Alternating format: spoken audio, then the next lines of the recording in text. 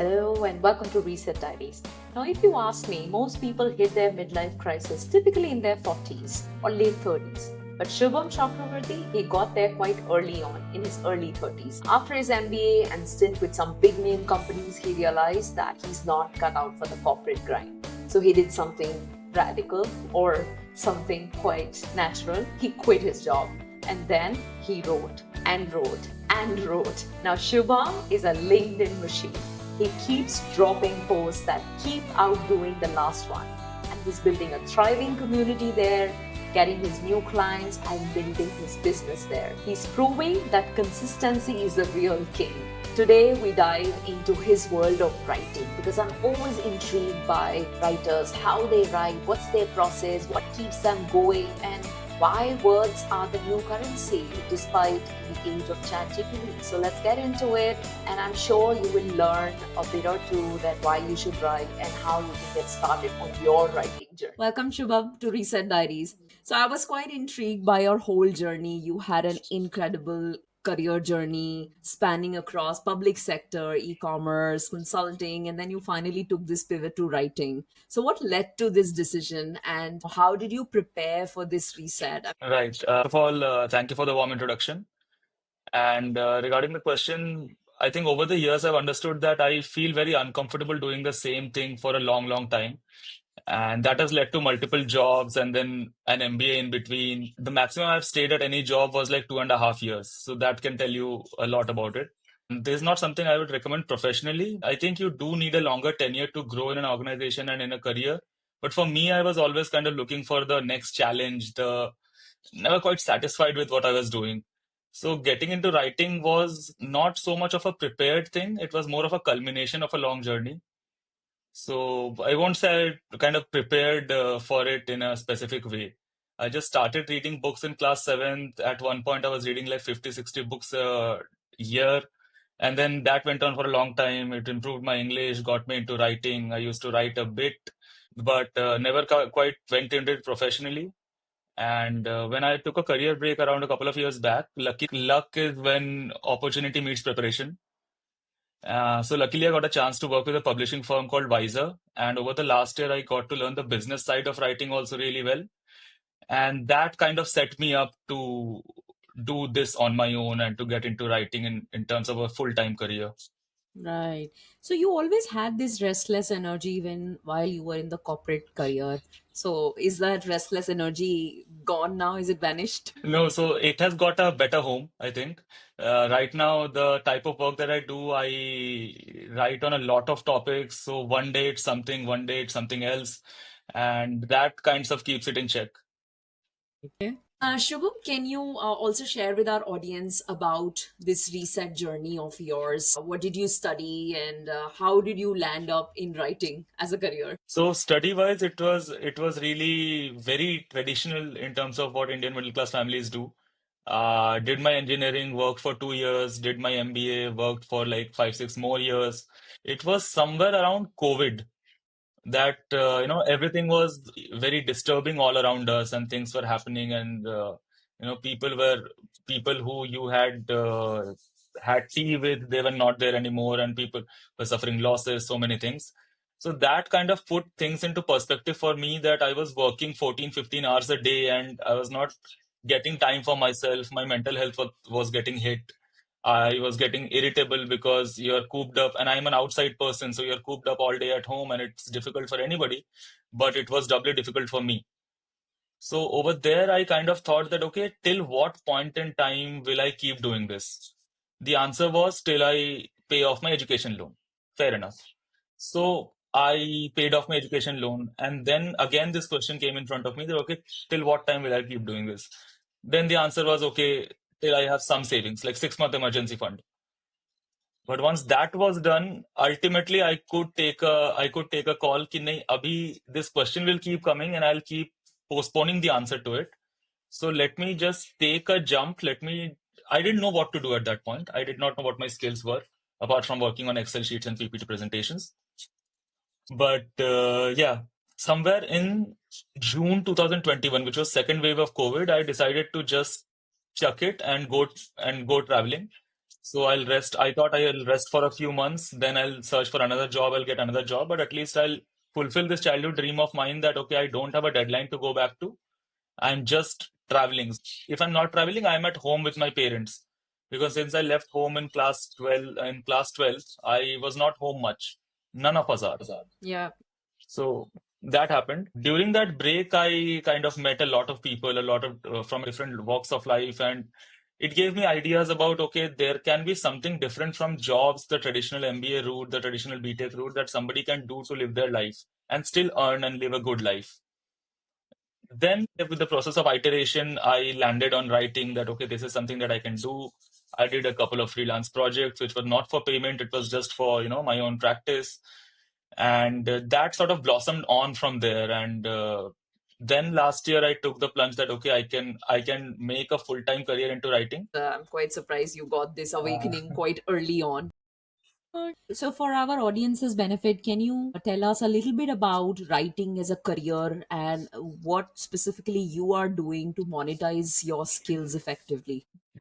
Yeah. So I think monetizing writing today has been easier than ever because the reach in terms of the internet has improved a lot. And before we had a circle of just our friends, colleagues, and college mates. Now it's the entire world. There's also an opinion that the coming of AI has relegated writing to an obsolete level.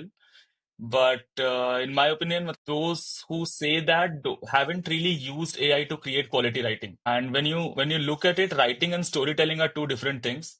While AI is very good at writing per se as a mechanical tool, storytelling is something very different. And for that, you need a human mind. So I think monetizing my writing is predominantly storytelling. The grammar, the syntax is just a part of it. And that storytelling is something that AI can't do. And maybe in the future, writers per se might become obsolete. The market of storytelling will always be there, I feel. And my ultimate aim is to be a better storyteller. Writing is just the medium that I'm using currently to tell those stories. If tomorrow things change, I'll have to change with the times. Yeah, right. I mean, you're right. It has almost become so mechanical that I was reading an article just yesterday that more than 50% of LinkedIn is True, generated by AI. So true. all that content. So I'm pretty sure that people who are not using AI, that their content will be distinctly visible. So maybe that will become the differentiator. So I also have a different view on the AI part. So right now, AI writing is good because it has been trained on human written text, right? As more and more of the, and I was reading this somewhere, no, not my own idea. As more and more of the internet will be filled with more AI generated text, it might just become a case of garbage in, garbage out. Without quality input, an algorithm cannot create quality output. And I don't know what will happen. Maybe the creators will take care of this problem somehow, but this is something that I feel will happen. Right. But tell me, as writers, Shubham, like once you finish your writing, do you use like a Grammarly? What's your process? I'm just curious that do you use any of these tools or applications to assist you in your writing as of today? So yeah, in terms of AI, Grammarly, all of these tools are very helpful tools. For example, like sometimes I'm writing in American English, sometimes I'm writing in British English, sometimes I'm just using Indian English. So Grammarly is very useful in terms of the points that you do miss out while writing while you're in the flow. Coming to ChatGPT, that comes in very handy. For example, there's a program called Claude AI that is very useful in terms of research. So when I'm researching something, if I Google something, it might take me like 3 to 4 pages of Google searches to get my sources or get some articles or get some research papers. Claude AI will just give it to me in 10 seconds in one page that, okay, these are the 10 articles that you need to read. And that forms the basis, the starting point of my research. So it does save me time, Right. Okay. So it does save you time in terms of just scouting for the right content as your information. baseline. Right. Okay. Yes. Okay. Great. So, but where do you typically get your ideas from? Like, I see on your LinkedIn, you write about range of subjects and your experiences and observations. There's no specific theme to it. You write Yes. about, very topical topics as well. So, what's Mhm. your process? Like, where do you get your inspiration? Do you keep like a small little diary next to you where you jot down your ideas, or what's your process? So the process begins with reading. The only way to do what I am doing in terms of not having a theme to write on and writing on many topics is just read, read, read. Ideas kind of don't form in a vacuum. And contrary to like what we like to think, there are no original ideas in this world. There are very few original ideas in this world.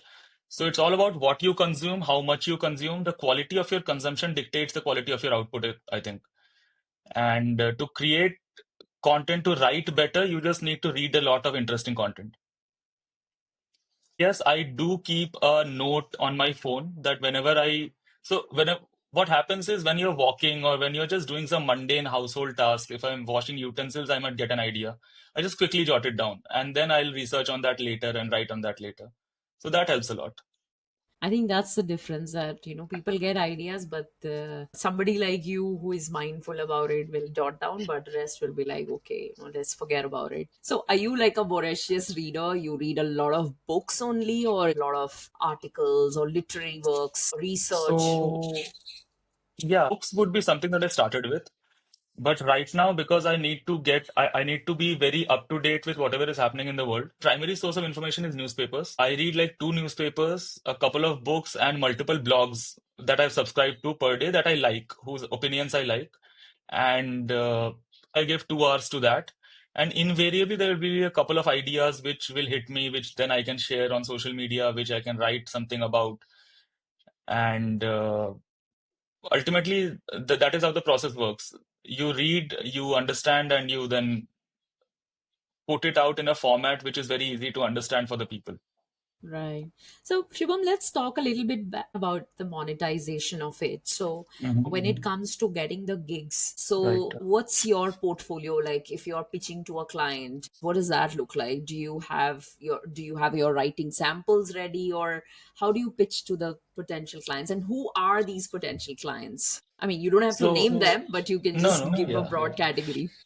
So I primarily my strength lies in writing for businesses.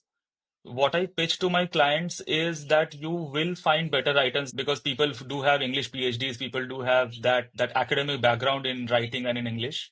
But the fact of the matter is that I have worked in the corporate sector in Indian businesses for like 6, 7 years or so. And that gives me a good understanding, a good insight of how Indian businesses actually work. And I can then, if I'm pitching to a founder, I can pitch him that I'll understand your business so well that you won't find a writer who can understand your business that well, and therefore whatever he or she is writing that might be out of context for your business. With me, you won't have that problem because I understand a diverse range of businesses. I've worked in 4 different companies, 4 different sectors. So I think all of that exposure comes very handy. Right. So And that's yes, like I your try unique to. proposition. That's my unique proposition. And then I do have my portfolio that I share. It is a mix of long form and short form content. And that portfolio is just a formality. And because I've been so regular on LinkedIn, there is a large body of work over there for somebody who wants to go through it. And then comes the portfolio. If somebody has the requirement for a long form blog, then the portfolio definitely does come into the picture. Primarily, can we say that your stakeholders in a business organization are mostly marketing folks? Right. Founders, marketing. So for in smaller organizations, there are no marketing folks. The founders do everything. And in larger organizations, it's marketing folks. Okay. And is it like a very transactional way of doing work with them, or you have like a long term continuous engagement? It's a mix of both. It's a mix of both. Since I haven't been doing this for a long time, I don't really have a lot of repeat customers. There are some, but then I also work on an assignment or a project to project basis. So whatever is the client's requirement on that. All right. So, Shubham, also you mentioned about travel and you took a sabbatical from work to kind of really go deep within that. This is what you want to do for life. So, I want to Yeah. ask you like, you have done real travel, not just like vacation, which typically we Hmm. do, right? So, Hmm. has that kind of impacted your writing, or what has it taught you about people or work or life in general? So I think the good way to travel if you do have the time, because for the longest time I did not have the time, and even I did the vacation kind of traveling where I'm just ticking off things. I only have 9 days, weekend to weekend. But if you do have the time, slow travel is the best way to experience the world around us.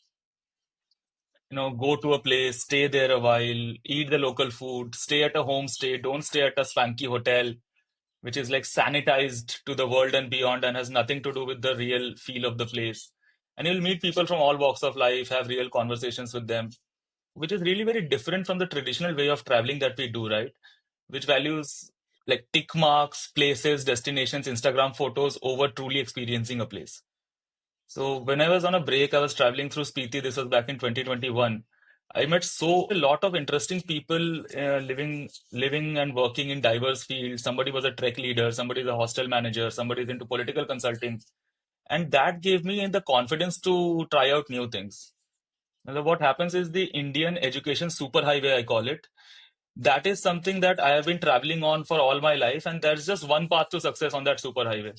I call it the CEO slash partner track. So academic success, BTech, MBA, good job, promotions, climb the ladder as far as you go, and that's how it goes. But when you vertical model, ekdam straight, super highway.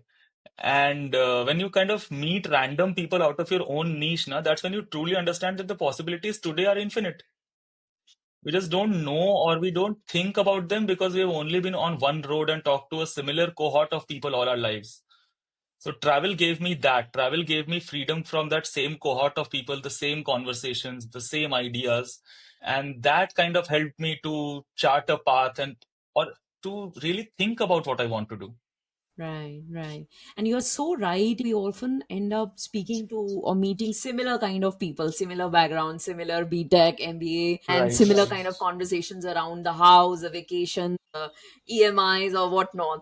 True, true.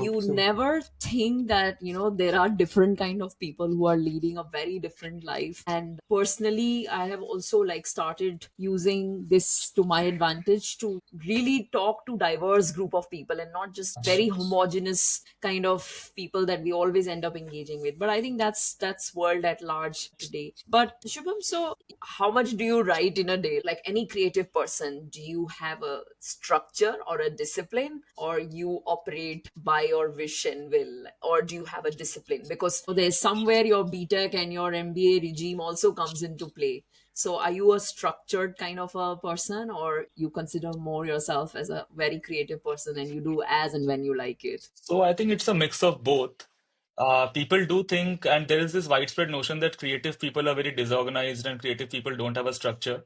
But there is this author called Haruki Murakami, who is a famous author.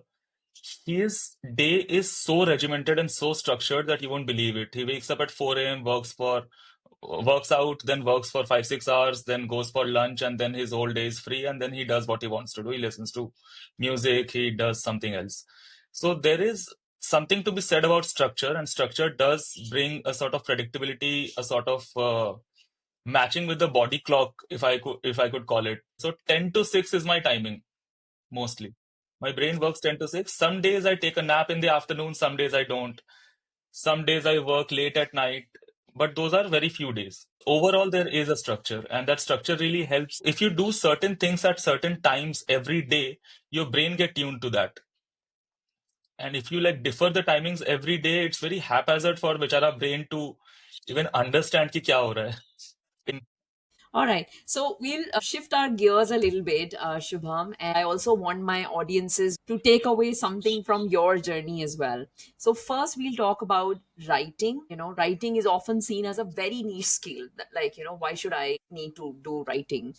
Right, right.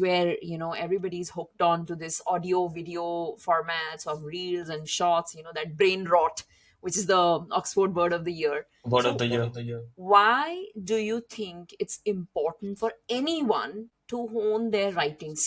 That's a good question, and that's a question that I get a lot because in this day and age, why do you write? Why are you not doing something else? So I'll just start this with what we talked about before, storytelling.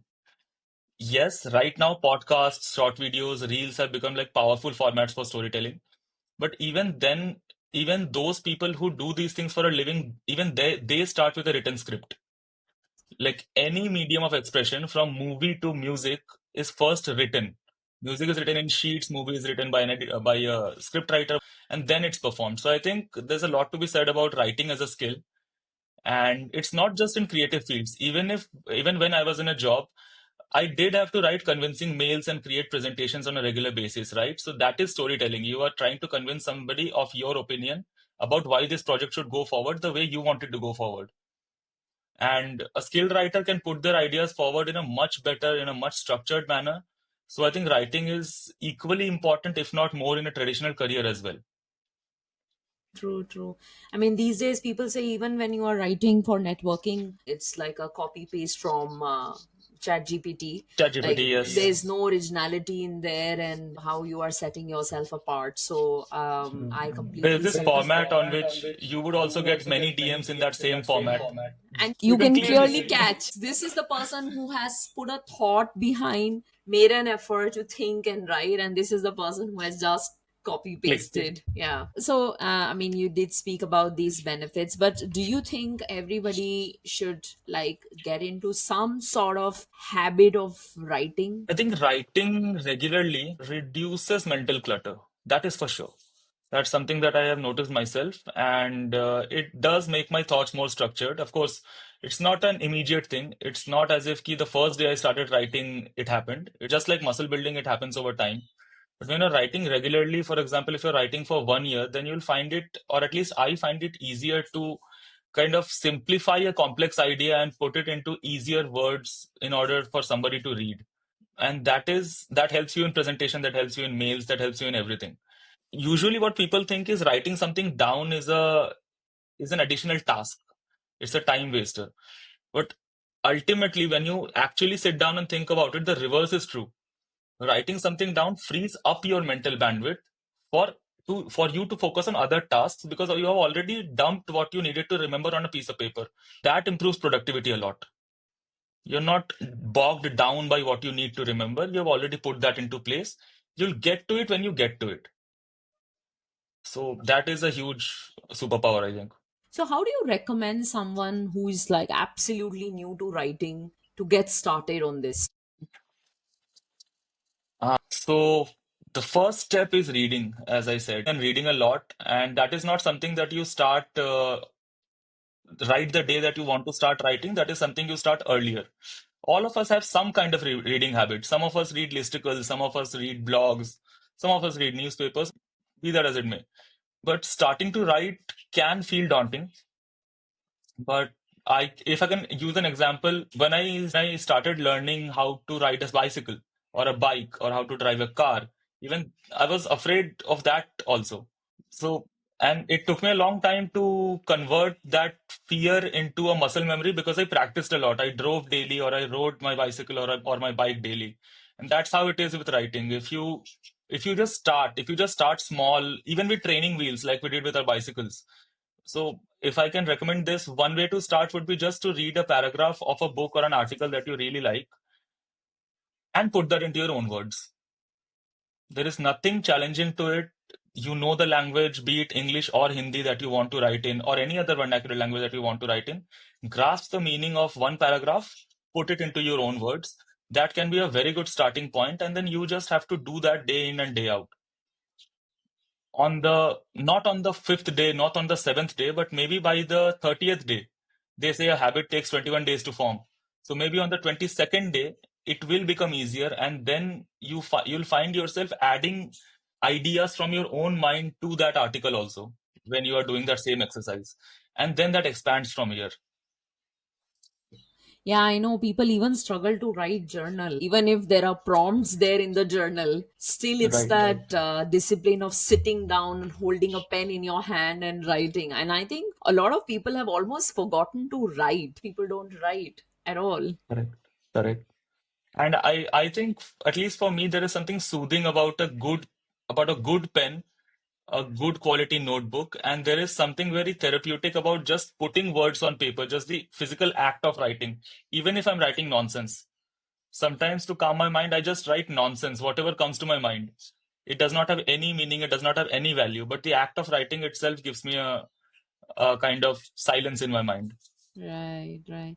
And I was even seeing an interview of Sam Altman. He was, in fact, talking to a great length about the kind of pen he uses and the Hmm. diary he prefers. And he was saying he always prefers scroll binded diary because that way it can always be left open on the table. So he doesn't Wow. have to do that extra step of opening it up. So when he's there, it's always already open. And I was like, okay, that's quite interesting. So I was also listening to this article for this interview from Stephen King. So what he said that every writer does have a specific type of pen that they adore and a specific type of notebook that they become hooked to. And that becomes part of their routine, that becomes part of their process. If you were to say that there's one or two books, let's say, we must read before we die, what will be those books? It is a very it varies widely. It varies widely. So everybody has different tastes and everybody has different, But you let's talk know. about your top two or three favorite books. Okay. So my top two books would be one, The Lord of the Rings, the entire book, the 1200, 1300 page book. And the second would be a very short book called Animal Farm, which was written by George Orwell. It's a beautiful satire and it's very funny. Okay. Okay. Interesting. So, Shivam, we are almost towards the end now. I want to ask you that if you could For me, since I started reading, it has always been getting a book published under my name with a reputed publishing house. I don't know about self-publishing, but I would really like to get a book published in my name with a reputed publishing house. That is what I want to do. well, we wish you all the very Thank you so much for having me here. I would also call it a kind of therapy, not in the traditional sense, but therapy is what? It is you reflecting on your own journey, on your own past, and figuring out how things worked out and then how things will go into the future. So having that coherent narrative in your own mind about your past, I think that's a valuable thing that you're providing with this chance. thank you. Thank you very much. I will take that as a compliment.